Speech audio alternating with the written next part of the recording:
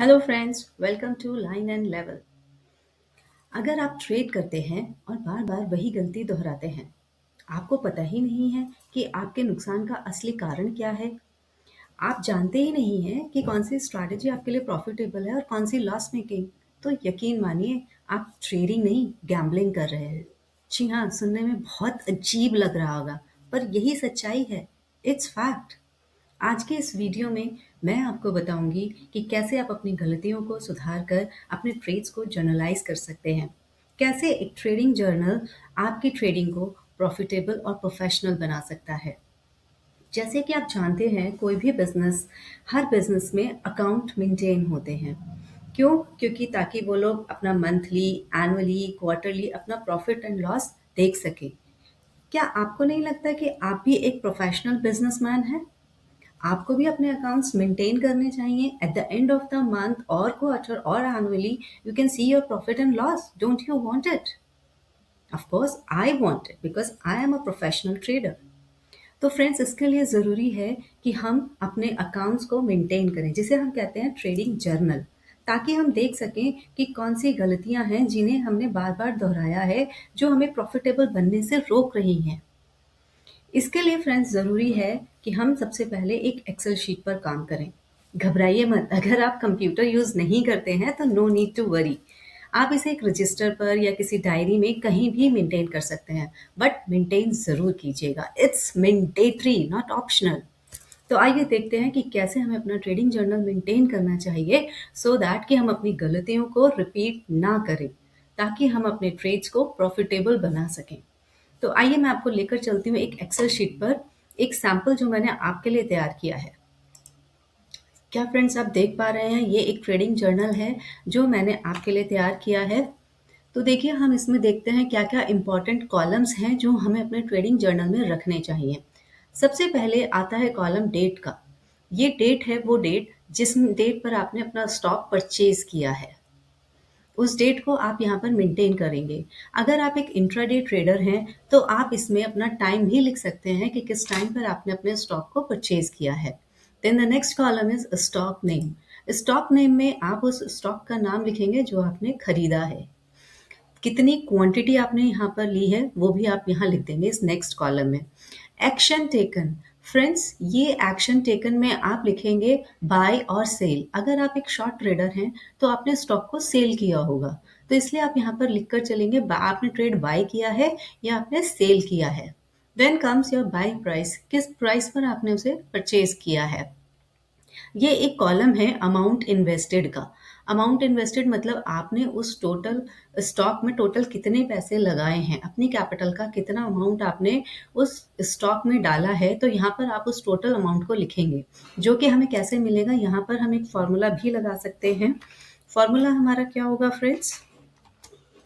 Bye price, जिस price पर हमने खरीदा है वो प्राइस, मल्टीप्लाई बाय क्वांटिटी, हमने कितनी क्वांटिटी खरीदी है, तो वो हमारा निकल कर आ जाएगा अमाउंट इन्वेस्टेड। तो यहाँ पर हमारी टोटल क्वांटिटी निकल कर आ जाएगी। सपोज, क्योंकि ये कॉलम सभी ब्लैंक है तो इसलिए यहाँ पर जीरो दिखा रहा है। अगर सपोज मैं आपको एग्जाम्पल के लिए दिखाऊं, यहाँ पर मैंने 10 क्वांटिटी खरीदी है और सपोज करिए 100 रुपये पर खरीदी है, तो यहाँ पर मेरा टोटल अमाउंट इन्वेस्टेड आ गया 1000 rupees. I hope I made clear to you. Then मैं हमेशा अपनी हर वीडियो में कहती हूँ, कोई भी स्टॉक लेने से पहले, कोई भी ट्रेड लेने से पहले आप उसमें प्री डिफाइंड टारगेट और एक स्टॉप लॉस ज़रूर रखें। तो वही अमाउंट आपको यहाँ पर लिखना है कि आपने उस पर्टिकुलर ट्रेड के लिए क्या टारगेट सेट किया है, क्या आपने उसके लिए स्टॉप लॉस लिया है। ये दोनों चीज़ें आपको इन कॉलम्स में लिखनी है। यहाँ पर आप टारगेट लिखेंगे, यहाँ स्टॉप लॉस लिखेंगे। And then comes your sell price, कि किस प्राइस पर आप उसे निकाल रहे हैं। That is your sell price. यहाँ पर फ्रेंड्स एक कॉलम मैंने दिया है डेज हेल्ड। ये आपको बताएगा कि आपने कितने दिन तक उस स्टॉक को होल्ड किया है। अभी जैसे मैंने यहाँ आपको बताया था, डेट में आप टाइम लिखेंगे। अगर आप इंट्राडे ट्रेडर हैं तो यहाँ पर भी अगर आप सेम डे उस ट्रेड को एग्जिट कर रहे हैं तो आप यहाँ पर टाइम डाल सकते हैं कि कितने बजे आपने उस ट्रेड से एग्जिट किया है। देन कम्स प्रॉफिट और लॉस पर शेयर। एक शेयर पर आपने कितना प्रॉफिट लिया है उसे आप यहाँ पर लिख सकते हैं। ठीक है फ्रेंड्स, यहाँ पर ब्रोकरेज के नाम से मैंने ये कॉलम बनाया है जिसमें आप अपने सारे एक्सपेंसेस डालेंगे। जो भी आपने ब्रोकरेज कमीशन, एसटीटी, जीएसटी जो भी पे किया है वो सब आप यहाँ पर अलग से मेंटेन कर सकते हैं। And then comes your total profit and loss, कि आपने टोटल, ये तो आपका था प्रॉफिट और लॉस पर शेयर, यहाँ पर आप निकालेंगे टोटल, दैट इज प्रॉफिट और लॉस पर शेयर मल्टीप्लाई बाय क्वांटिटी, जो क्वांटिटी हमने यहाँ पर लिखी है। तो ये हो जाएगा हमारा टोटल प्रॉफिट एंड लॉस। फिर यहाँ पर हम एक परसेंटेज भी निकालेंगे। परसेंटेज कैसे निकालेंगे कि हमने उस पर्टिकुलर ट्रेड पर कितना परसेंट प्रॉफिट लिया। तो यहाँ पर हम परसेंटेज निकाल सकते हैं। टोटल प्रॉफिट एंड लॉस मैं आपको लिखकर दिखा देती हूँ। This column divided by total amount invested, कि हमने इस अमाउंट पर कितना परसेंट प्रॉफिट अर्न किया है। तो ये हमारा आ गया परसेंटेज। क्योंकि अभी हमने टोटल प्रॉफिट एंड लॉस कुछ नहीं लिखा है, तो इसलिए सपोज करिए मैं यहाँ पर 500 रुपये लिख देती हूँ। हमने टोटल प्रॉफिट 500 रुपये लिया, तो ये देखिए आपको यहाँ पर परसेंटेज लिख गई। इसको अगर आप 100 से मल्टीप्लाई कर देंगे तो ये आपको एग्जैक्ट बता देगा 50%। Is that clear? Then friends, ये जो लास्ट के 2 कॉलम्स आप देख रहे हैं ये बहुत इंपॉर्टेंट हैं, इन्हें बिल्कुल भी स्किप मत कीजिएगा। रीजन टू परचेज, क्या सोचकर आपने उस ट्रेड में एंट्री ली थी? क्या बना था आपका ट्रिगर पॉइंट जिसे आपको देखकर आप उस ट्रेड में एंटर हुए थे?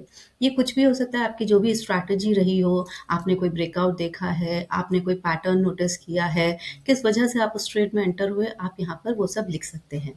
Then comes reason to exit, कि आप उस ट्रेड से बाहर क्यों निकले। आपने अपना प्रॉफिट बुक किया है, या आपका एसएल हिट हो गया है, या फिर अगर आप टारगेट या एसएल से पहले निकल रहे हैं तो किस वजह से निकल रहे हैं, कोई न्यूज़ ड्रिवन है या एनीथिंग विच यू वांट, वो आप यहाँ पर लिखेंगे कि आपने किस वजह से अपने टारगेट या एसएल से पहले निकल गए हैं, या फिर अगर टारगेट मीट हो गया है तो टारगेट यहाँ लिख देंगे आप प्रॉफिट बुक, और अदरवाइज एसएल हिट। ये बहुत इंपॉर्टेंट है मेंटेन करना। इस सब को आप, अब मैं आपके लिए एक एग्जांपल से आपको दिखा सकती हूँ। फ्रेंड्स, अभी एग्जांपल से पहले एक चीज़ और मैं दिखा दूँ। यहाँ पर हम टोटल का कॉलम भी मैंने बनाया है। At the end of the month आप ये इस शीट को देखकर ये बता सकते हैं कि आपने पूरे मंथ में कितने आपके विनिंग ट्रेड्स रहे हैं और कितने आपके लूजिंग ट्रेड्स रहे हैं। And after that you can calculate the total percentage of profit और लॉस। तो आइए अब एक एग्जाम्पल से हम समझते हैं। सपोज कीजिए 1 जनवरी को मैंने कोई ट्रेड लिया, लाइक सपोज मैंने इसमें एंट्री ली है, इस कॉलम को थोड़ा सा हम बड़ा कर देते हैं, कुछ ज़्यादा ही बड़ा हो गया ये, सॉरी। यहाँ पर हम इसमें स्टॉक का नाम, सपोज कीजिए मैंने कोई स्टॉक लिया पीएफसी, सपोज सोचते हैं कि हमने पीएफसी परचेज किया है। Is that clear? तो सपोज मैंने 10 क्वांटिटी खरीदी है इसकी। मैंने यहाँ पर क्योंकि बाय किया है इसको, मैंने क्या प्राइस चल रहा था इसका, सपोज कीजिए मैंने इसको 550 पर खरीदा। तो मैंने टोटल कितना अमाउंट इन्वेस्ट किया, यहाँ पर मैंने अभी आपको फॉर्मूला डालकर बताया था, buy price multiply by sorry, यहाँ पर हम डालेंगे इसमें buy price multiply by quantity taken. तो this is your amount invested. मैंने इसमें इन्वेस्ट कर दिए हैं 5,500 रुपये, और सपोज कीजिए मैं इसका टारगेट लेकर चल रही हूँ 570 रुपये का। ठीक है, ये मैं टारगेट लेकर चल रही हूँ अपनी स्ट्रैटेजी के अकॉर्डिंग। और एसएल सपोज मैंने इसमें लगा दिया 530 का, 1:1 का रेशो है। 20 रुपये आने को है तो 20 रुपये जाने के लिए है। और सपोज कीजिए मैंने इसे 570 पर निकाल दिया।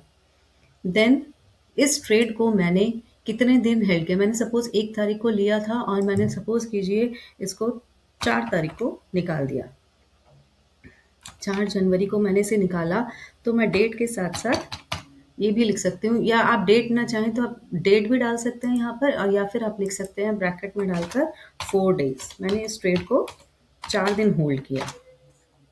देन कम्स प्रॉफिट और लॉस पर शेयर। इस कॉलम को भी हम थोड़ा सा बड़ा कर देते हैं, या फिर इसको हम कर देंगे रैप। देन कम्स प्रॉफिट और लॉस पर शेयर। अब एक शेयर पर मैंने कितना प्रॉफिट लिया है, दैट इज 550 पर मैंने लिया, 570 पर मैंने निकाल दिया, तो एक ट्रेड पर, सॉरी, एक शेयर पर मेरा 20 रुपए का प्रॉफिट आया। और सपोज कीजिए इसमें मैंने जीएसटी और एसटीटी और जो भी हमारे ट्रेड एक्सचेंज के टैक्सेस होते हैं वो सब मैंने 5 रुपए वो पे किए, तो मेरे पास नेट प्रॉफिट जो बचा वो कितना हुआ, 15 रुपए। तो दैट इज 15 इंटू क्वांटिटी थी मेरी 10, तो वो हो गया मेरा 150 रुपीज। तो टोटल मैंने इस ट्रेड पर 150 रुपीज अर्न किए। 20 - 5 15 इंटू क्वांटिटी थी मेरी 10, 150 रुपीज। अब हम अगर यहाँ पर परसेंटेज निकालें तो कितना परसेंट हमने प्रॉफिट लिया है, तो टोटल प्रॉफिट और लॉस डिवाइडेड बाय जो अमाउंट मैंने यहाँ इन्वेस्ट किया था, दैट इंटू 100, तो लगभग 2.7% का मैंने यहाँ पर प्रॉफिट लिया है 4 दिन में। अब यहाँ पर मैं रीज़न क्या दे सकती हूँ, मैंने किस लिए लिया था। सपोज यहाँ पर मेरे को कोई ब्रेकआउट दिखा था और ये मैंने इसलिए यहाँ पर एंट्री ली ब्रेकआउट पर। एग्जिट क्यों किया, क्योंकि मेरा टारगेट मीट हो गया था। तो मैं यहाँ पर लिख दूंगी प्रॉफिट बुक्ड। ओके, ये हो गया हमारा प्रॉफिट बुक्ड। तो इस तरीके से आप फ्रेंड्स अपना जर्नल मेंटेन कर सकते हैं। अब इसी तरीके से हम आगे भी रिकॉर्ड कर सकते हैं। उसके बाद यहाँ पर आपने पूरे मंथ में कितने विनिंग ट्रेड्स लिए वो यहाँ में लिखेंगे, कितने कितने आपने लूजिंग ट्रेड्स लिए हैं वो यहाँ पर लिखेंगे। इसके बाद हम टोटल परसेंटेज ऑफ प्रॉफिट और लॉस लिख सकते हैं। वो कैसे हम कैलकुलेट कर सकते हैं, ये जो टोटल प्रॉफिट और लॉस का कॉलम यहाँ पर आया है, यहाँ पर हम इसमें कुछ अमाउंट सपोज डाल के, तो मैं आपको दिखा भी सकती हूँ कि इसको कैसे। सपोज कीजिए मेरा टोटल प्रॉफिट आता है 100 रुपीज़ का, सपोज 1000 रुपीज़ का टोटल प्रॉफिट है, और मैंने टोटल जो अमाउंट इन्वेस्ट किया था वो 10,000 रुपये इन्वेस्ट किया। तो उसके बाद हम यहाँ पर आएंगे और यहाँ पर हम फॉर्मूला लगा सकते हैं। टोटल अगर हमें परसेंटेज निकालनी है तो total profit and loss divided by total मैंने कितना अमाउंट इन्वेस्ट किया था, and this divided by this. इसको हम 100 से मल्टीप्लाई कर देंगे तो हमें एग्जैक्ट परसेंटेज पता चल जाएगा, एंड दैट इज 10%। तो आप देख सकते हैं मुझे इस एक्सेल शीट को देखकर ये पता चल जाएगा कि मैंने पूरे मंथ में कितना अमाउंट इन्वेस्ट किया है और कितना मैंने ट्रेड प्रॉफिटेबल रहे हैं, कितना मैंने लूज किया है। और जो ये मैंने आपको कॉलम दिखाया था अभी, reason to purchase and reason to exit, ये आपकी बहुत ज़्यादा हेल्प करेगा ये पहचानने में कि आपने क्या क्या गलतियां की हैं, कौन सी गलतियां हैं जिन्हें आप बार बार दोहरा रहे हैं, जिसकी वजह से आप अपने प्रॉफिट को लॉक नहीं कर पा रहे हैं।